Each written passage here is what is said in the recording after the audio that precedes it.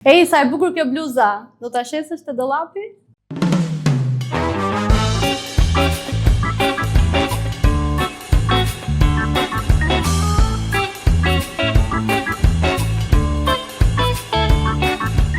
Përshëndetje, unë jam Aneida Berektari, kam studiuar financë, kam studiuar edhe drejtësi dhe më në fund mbylla një MBA në një universitet në Londër.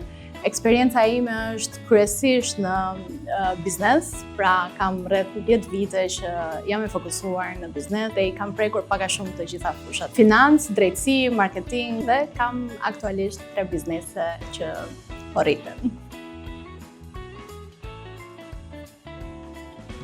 Dollapi në fakt ka lindur nga një event startupesh, ka qenë eventi i parë i startupeve në Shqipëri në vitin 2012. Ideja fillestare ka qenë që njerëzit të mund të dizenjonin veshjet e tyre, por duke qenë se nga ana teknike ishte e vështirë, e nisëm si një platformë ku njerëzit mund të shisnin veshjet. Vazhdoi për disa kohë, po ishte një kohë e vështirë, nuk kishim një ekosistem startupesh në atë kohë që të kishim mbështetje.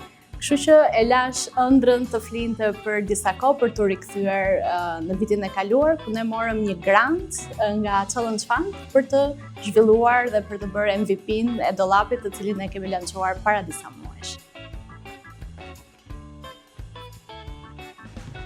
Dollapi është një aplikacion në telefon ku çdo kush nga reatia e shtëpisë vet mund të shesë veshjet që ka. Në një aplikacion që është shumë i thjeshtë, ti vetëm bën një foto të veshjes, fut disa informacione dhe e listove në disa sekonda. Aktualisht kemi futur një seksion të ri në app që janë influencers dhe do kenë një tag në veshjet e tyre që thotë kjo veshje është nga një influencer. Është e vërtet, mund të shisni veshjet në kanalet tuaja, por duhet i përgjigjeni vetë mesazheve në Instagram, duhet të organizoni vetë korrierin, duhet bëni vetë refunding, taksat, invoice, janë gjithë këto procese që ju argjojnë kohë, ndërkohë që mund të përdorni dollap, keni një bazë më të gjerë klientësh që ju ofron më shumë vizibilitet për të shitur veshjet tuaja dhe është një barë e hequr, ju e vetmja gjë që duhet bëni është të postoni veshjet edhe ta bëni gati për t'ia dhënë korrierit që ju vjen te shtëpia.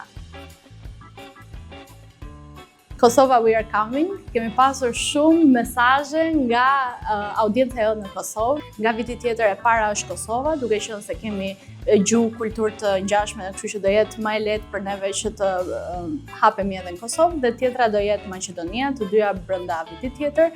Vizioni është në fakt që brenda vitit 2027 ne të jemi në vendet e rajonit të Ballkanit dhe të bëjmë exit, ndoshta duke u blerë nga një nga këto gjigantët që janë në Europë, siç mund të jetë Vinted, siç mund të jenë aplikacionet të tjera që do duan të jenë edhe në Shqipëri, edhe në rajon.